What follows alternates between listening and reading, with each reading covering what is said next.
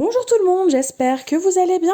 Je vous présente là tout de suite une création que j'ai fait avec l'Explosion Punchboard. Donc c'est la première création que j'ai réalisée. Si vous avez l'impression que je parle de choses que vous savez déjà et ce genre de choses, c'est normal, c'est parce que cette vidéo a été tournée il y a plusieurs semaines. Je vous ai fait cette petite voix off au début, juste pour vous expliquer. Maintenant, place au tuto et bon visionnage. Mais, avant de commencer et de faire une boîte à explosion, j'ai été intriguée. Alors, où est-ce que c'est? Parce qu'au final, on nous apprend à faire différentes choses. Donc là, ça reste sur la boîte à explosion. On nous explique comment faire les pochettes. Et ici, bon, on nous explique tout simplement comment faire une carte qui s'ouvre. Vous savez, en deux. Bon, ça, je trouve pas ça très intéressant en soi, parce que, selon moi, on peut le faire sans la punchboard.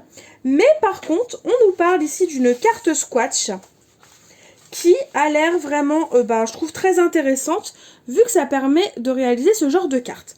Comme j'étais intriguée, en fait, j'ai tout simplement réalisé un exemplaire pour tester, pour voir si c'est bien ou pas. Donc de base, on a l'impression que c'est vraiment une toute petite carte, mais vous allez voir au final, une fois dépliée, je trouve que l'effet, il est joli, et en plus, elle n'est pas si petite que ça. Donc quand on ouvre, voilà ce que l'on découvre.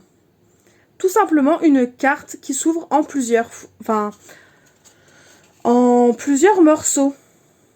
Et du coup, ce que je vous propose, c'est avant de réaliser une Explosion Punchboard, donc en gros une boîte à explosion, on va le faire à la française, et bien je vous propose de réaliser cette petite carte Squatch.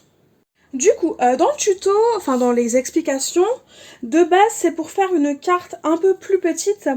Celle qu'on va faire, elle fait environ 10 cm par 10 cm. Et donc, celle qui est proposée de base, elle est censée faire 5 cm par 5 cm. Personnellement, je trouve ça beaucoup trop petit. Donc, j'ai suivi leur deuxième indication, c'est-à-dire 10 cm. Pour réaliser cette carte, rien de plus simple. Si vous faites celle qui fait 10 cm, vous prenez tout simplement votre punchboard, un premier papier. Et j'ai oublié de vous dire n'importe quoi, vous coupez 3 carrés qui font 10 cm par 10 cm. Et une fois qu'ils sont coupés, vos carrés, vous en prenez un. On vient le prendre, on vient le mettre plutôt dans la punchboard. Et on vient tracer tout simplement le trait XXS. Ça, c'est ce qu'il faut faire pour... pour une carte qui fait tout simplement 10 cm par 10 cm. Et on vient tracer la diagonale. Ensuite, on vient tourner notre papier d'un quart de tour et on vient retracer le trait à XXS. Mais cette fois-ci, seulement le trait à XXS. Ce qui nous donne ceci. Donc en gros, on a la croix qui est formée au milieu et une seule diagonale. Il ne faut qu'une seule diagonale et non les deux. Et on fait pareil pour les deux autres. Donc on trace XXS, la diagonale, on tourne et de nouveau XXS. Donc et de deux. Et ensuite on continue avec le troisième papier. Et tout simplement nos traits seront terminés. Nous n'avons plus qu'à coller et venir plier notre carte. Je voudrais juste vérifier un petit quelque chose. Imaginons qu'on souhaite faire une carte un peu plus grande. Oui, c'est ça en fait. XXS, ça arrive à 5. Donc en gros, c'est la moitié de 10. Ce qui fait que si vous voulez faire par exemple une carte qui fait tout simplement, je sais pas moi, 20 par 20, eh bien votre trait de milieu, ce sera tout simplement XXL. Vu que le trait XXL, c'est celui qui sera au milieu. Enfin, je sais pas si vous voyez ce que je veux dire. Donc, en gros, c'est plus ou moins ça. Vous voyez où est-ce que XXS, XS, S, M, L, XL et XXL, où est-ce que ça arrive. Et si vous voulez que ça, ce soit vraiment la moitié de votre carte, eh bien, vous doublez tout simplement. Enfin, je sais pas si j'ai été claire, mais... Bon, déjà, au cas où, hein, ne serait-ce que déjà... Cette carte-là, je trouve vraiment qu'elle est jolie, quoi. Peu importe dans le sens dans lequel on le prend, elle est vraiment très jolie et assez grande pour faire une carte. Donc voilà, donc là la punchboard, on peut tout simplement la mettre de côté, nous n'en avons plus besoin. Et on va dire que le plus compliqué, c'est maintenant, parce que, bah voilà, il faut tout simplement pouvoir bien coller nos papiers. Donc pour ça, rien de plus simple. Déjà, on va placer nos papiers de façon à ce que notre diagonale, en fait, elle soit à la verticale. Alors là, on voit la diagonale, et ben, il faut que votre papier soit posé comme ceci. Une fois qu'il est posé comme ceci, on vient poser les autres de la même façon.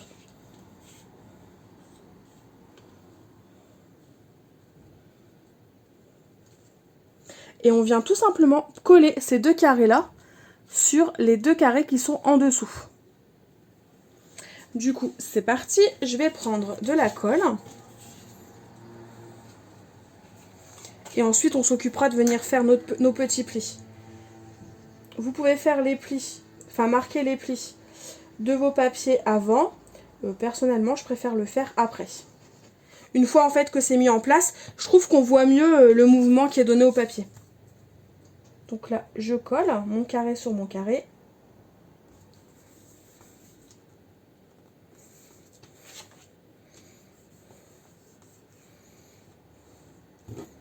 L'avantage de cette colle, la colle de chez 6X, c'est qu'elle colle hyper vite. Je viens faire pareil, je mets de la colle sur le dos de mon carré.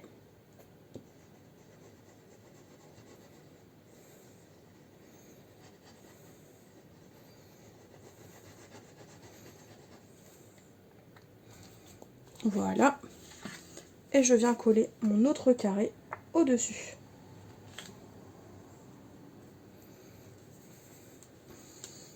Je viens vérifier devant que c'est bien centré.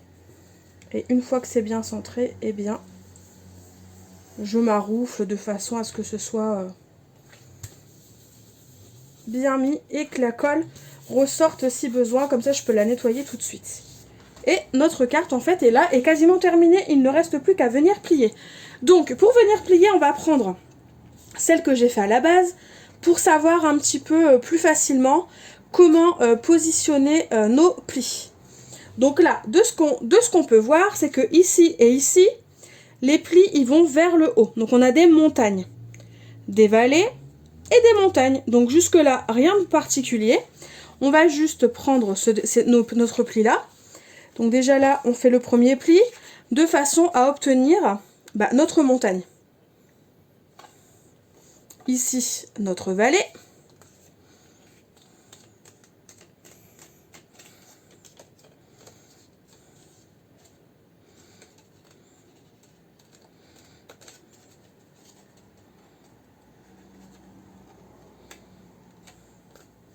Et pour finir, une montagne. En soi, ça pourrait être l'inverse. Il faut juste alterner en fait montagne, vallée, montagne. Ça, c'est fait.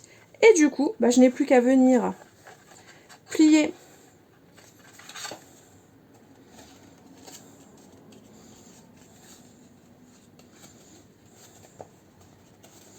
alors, je viens marquer mes autres plis pour aider mon papier.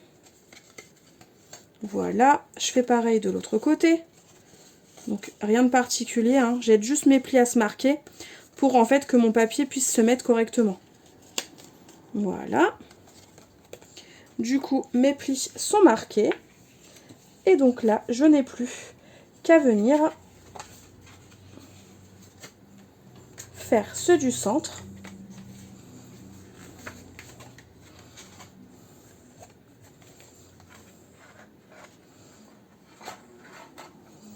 Et ensuite, on n'a plus qu'à venir plier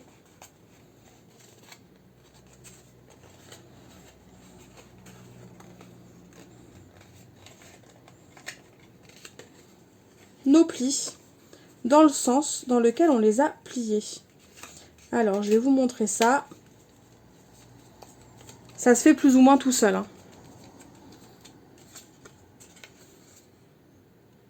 Donc, en gros, une fois que nos plis sont bien marqués, ici c'est plat, on vient en fait rapprocher nos deux côtés pour reformer le carré.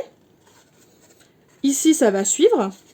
Et ensuite ici on fait pareil. on rapproche pour former le carré. Et ensuite, ici, ça se fait automatiquement, ça se rentre vers l'intérieur. Et notre carte est quasiment terminée. Nous n'avons plus qu'à venir tout simplement découper 2 petits carrés. Donc la taille au-dessus, hein, donc ça peut être 10,5 par 10,5, voire même un petit peu plus grand si on le souhaite. Et venir coller nos carrés sur notre carte.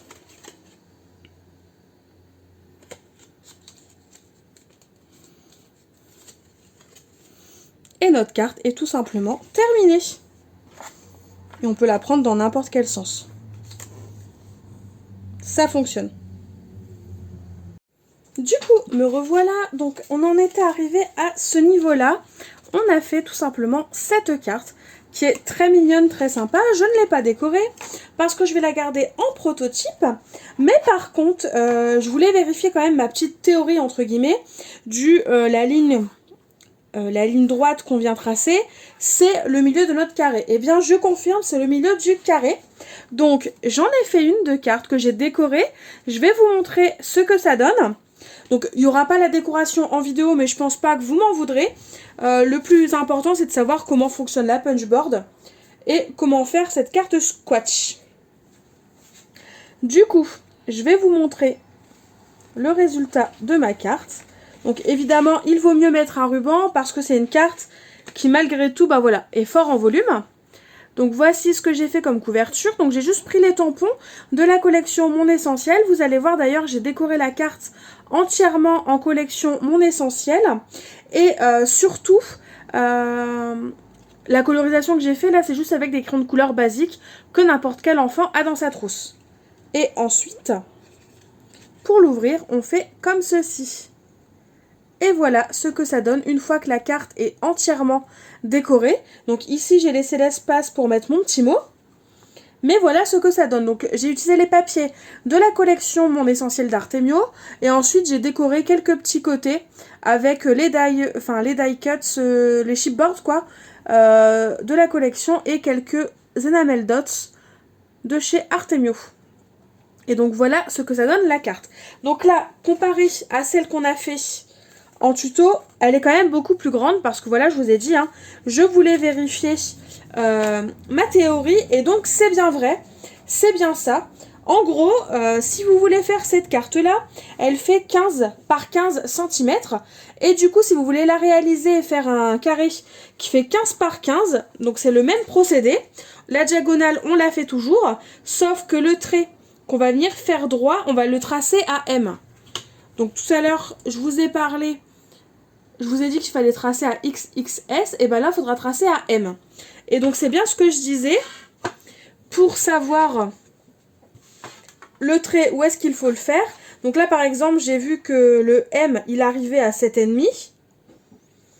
Donc, je me suis dit que c'est le milieu de 15, donc ma carte fait 15. Et imaginons, là, on va au XL, c'est 9. Et bien, si vous le faites au trait du XL, vous aurez une carte qui fait 18 par 18. Donc, voilà. Et du coup, la mesure que vous avez entre le bord et la ligne, c'est la moitié. Donc, il faudra doubler pour avoir la taille de votre carré. J'espère que vous m'avez compris. Dans tous les cas, voici le résultat. Personnellement, je suis très contente de ma carte. Je la trouve très jolie. J'espère qu'elle plaira à sa destinataire. Et sinon, en attendant de nouvelles vidéos, je vous laisse avec les photos de ma carte. Et je vous dis à très vite. Bye bye!